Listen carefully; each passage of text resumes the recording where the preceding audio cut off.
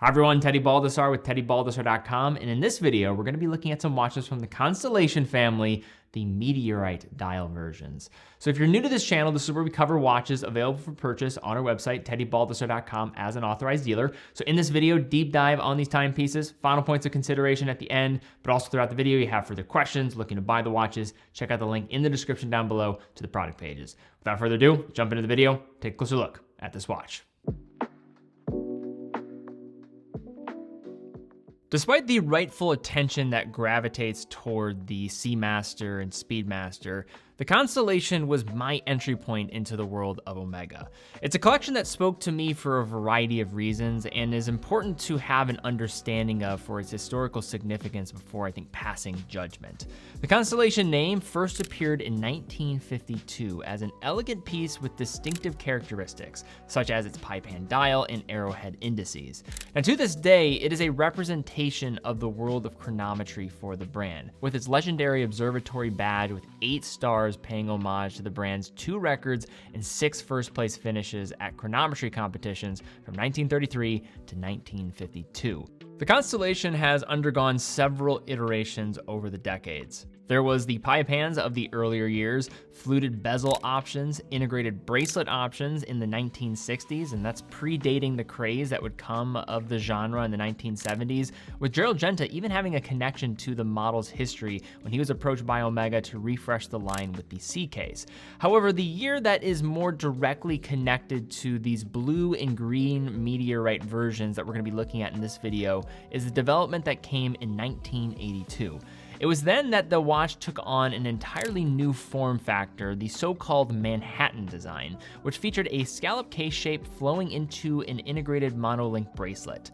One of the new Constellation's most iconic touches was the inclusion of the dual claws on either side of the bezel. These were designed as clamps that added pressure to the bezel in order to increase water tightness by compressing the gasket underneath the crystal. The original ultra-thin models were cords augmented 2 years later by automatic chronometer versions. And in 1995, we saw an update that brought forth a new characteristic of adding Roman numerals to the bezel itself, with the bezel claws now being strictly a decorative touch. Another major change came in 2003 with the introduction of the coaxial chronometer movement, the caliber 2500 in the new larger double eagle variants. And as a full circle moment where past met future, the Constellation was also the collection to first unveil the Master Chronometer certification in 2015 with the Globemaster family, a subset of the Constellation, setting the stage for what would become one of Omega's most monumental achievements in 21st century watchmaking. Now, the Constellation lineup now includes a staggering range of models in wide ranges of sizes. You have metal options and colorways. And in this video, we're going to be looking at these Meteorite dials in stainless steel, released in 2024, being among the most stunning in the contemporary family. So before we look at the 2 colorways, let's look at the stainless steel case and bracelet. Dimensions check out as follows: 41 millimeters in diameter, 13.5 millimeters with case height, and a lug-to-lug of 44 millimeters, but when you measure to the farthest point of the integrated link, it does extend out to 48.4 millimeters, which is a closer expectation to wear than the 44 millimeter measurement. All of this added together, it is going to be larger for a dress watch, but perfectly in line with the mild sporty look that comes with this integrated style and design. Overall, I would say these wear relatively true to size, depending on where you're going to be measuring them, going to work on a wide variety of wrists nevertheless. If you were trying to come up with the simplest description of the case shape, it'd probably be best classified as a tonneau or barrel, but that's selling the Constellation a bit short because there's so much more at play here. The top and bottom case edges where it meets the bracelet have a pronounced scallop, which resembles a graceful arc. Finishing on the main part of the case is brushed with a polished bevel on the case sides for added refinement. Water resistance is 50 meters, and the Constellation utilizes a signed push-pull crown and screwed-in exhibition case back. A dome sapphire crystal gets anti-reflective treatment on both sides, and the view is spectacular of that Meteorite dial. This is something pretty traditional for Omega when it comes to having a clear view through the crystal. They're one of these leaders when it comes to crystal treatments. However, things become really interesting when we move to the bezel, and the green and blue references each take on a different approach. What they do have in common is the striped claw section that extends beyond the bezel and down both the case sides, flanking the crown on the right. Far from the claws of the original Manhattan Constellation case, the stripped claws are now purely decorative and more fully integrated from both a visual and tactile standpoint. In both instances, they are highly polished and extend slightly out from the rest of the case for some added dimension. Where these two variants differ is the rest of the bezel's composition. The blue option presents a grade 5 titanium bezel featuring a laser-ablated set of Roman numeral hour markers in positive relief, while the green version's bezel is done in matching ceramic with contrasting liquid metal numerals in a silvery finish. The bracelet is another unique aspect of the Constellation, with its links that span the entire width, joined by narrow polished rounded center links that provide decent articulation.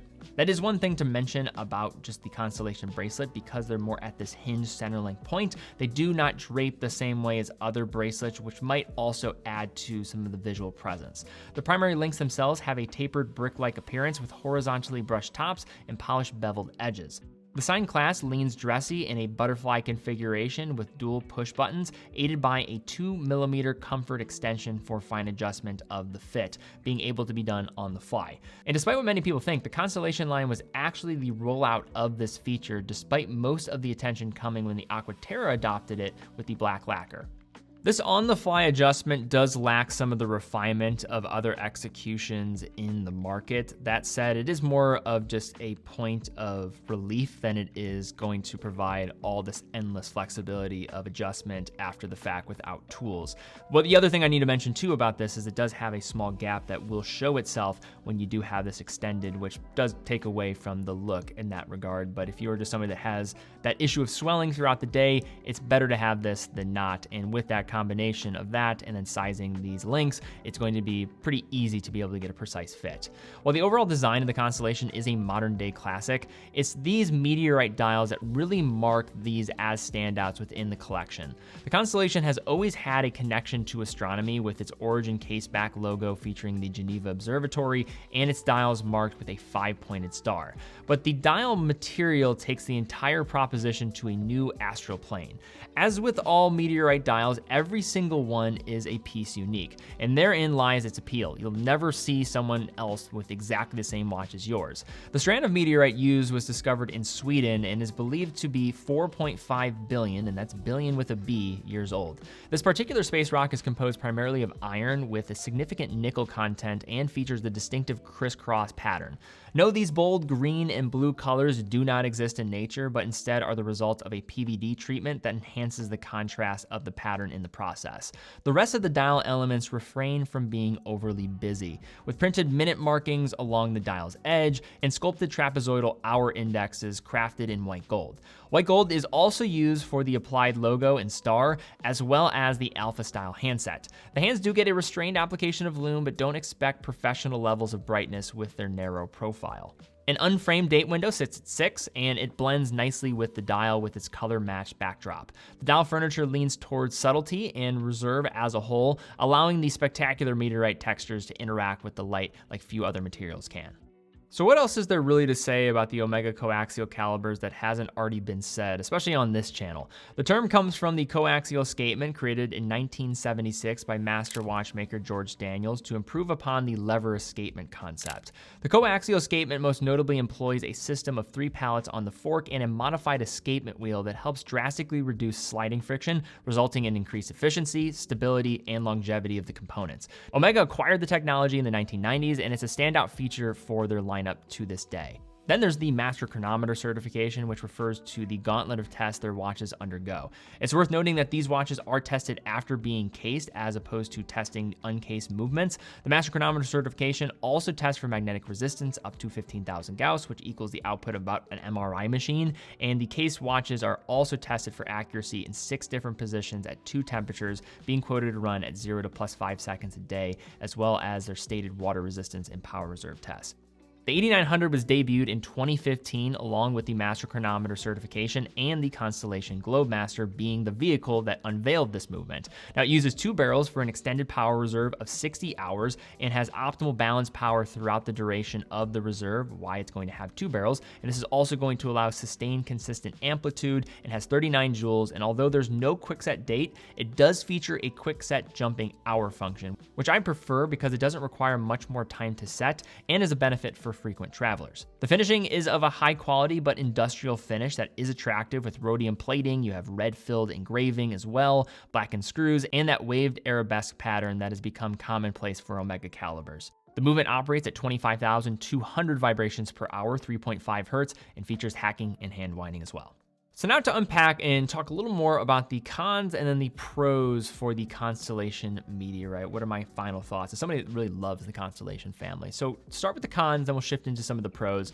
I think the case and general position of this design of the Constellation is not going to be for everybody. It has a lot of retro flash that might be a bit too much for some tastes.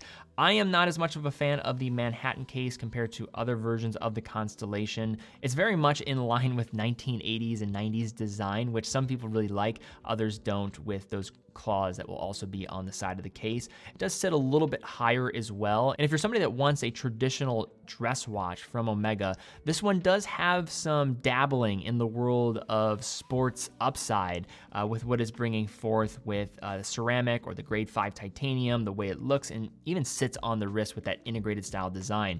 This is almost as adjacent to the integrated sports genre as it is to the history of the Constellation family, which might throw some people off when they're looking in the direction of these pieces. And how this watch is going to sit on the wrist in combination with a little more of that rigidity of the links of the bracelet given its design style, it might sit a little higher than you might like for something that's more traditionally dressed. Now we shift into the pros, and I think one of the reasons why there might be some that don't like this model are also the reasons why many will like it. It's unequivocal in its design language. If you like this style, this is something that you cannot replicate elsewhere. The bracelet design, the way that the case is structured, the silhouette, those claws on the side of the cases, it is distinct and unique. It also is a nice different change of pace to the integrated genre without the hype baggage. I like how Omega has this as an option. Now, I think in the history of the Constellation, there were other aspects that probably should be looked at and exalted a bit more, but this whole integrated theme is something to also call out. The Meteorite dials are spectacular. This is definitely a level up compared to some of the other Constellations that are out there from the brand, and one of the most approachable options among luxury brands to get into Meteorite in general. The movement sets a standard for its class. You have the 8900 movement being an important pillar within the Constellation family, being unveiled with the Globemaster back in 2015. Fantastic movement. I have a couple of watches that use this movement. I love traveling with it. It's very useful. It's accurate even years and years after I've owned them, so I will put my own just ownership behind what these movements can deliver down the road as well. And I think there's just this underrated charm that comes with the Constellation overall. I have always been attracted to the Constellation. Some of this was just my initial preferences at the beginning of my collecting journey, but there is still, even to this day, a aspect of the Constellation that is lost on so many people. Historically speaking, it's one of the most important collections from Omega. It's got a beautiful, recognizable design philosophy, and if you're looking at the pinnacle of chronometry for the brand, it represents an important chapter of the past and still is sustaining that idea long into the future and with these models here today. All right, guys, that's all we have for this one. If you did enjoy the review, please give it a thumbs up, subscribe, hit the bell icon. Really do appreciate that. I don't just throw that out there. It does help out the channel, so thank you so much for doing so. Also, if you are in the market for the watches featured in this review, they are available on teddybaldassarre.com. Links will be in the description down below. Every purchase from our website comes with quick and fast fulfillment, dedicated customer support, and a full factory warranty for all the products that we offer. In addition, if you have any questions about watches on our site, hit up our team on live chat, that little bubble in the bottom right corner of the website. Those are real people on there. It's not AI. So if you have questions, you have watch enthusiasts ready to help you out with your next purchase. And also, if you're ever in the Cleveland market, please stop into our boutique. We'd love to be able to help you out, whether it's online or in store. But guys, thank you again so much for watching. Be well, and I'll see you all very soon.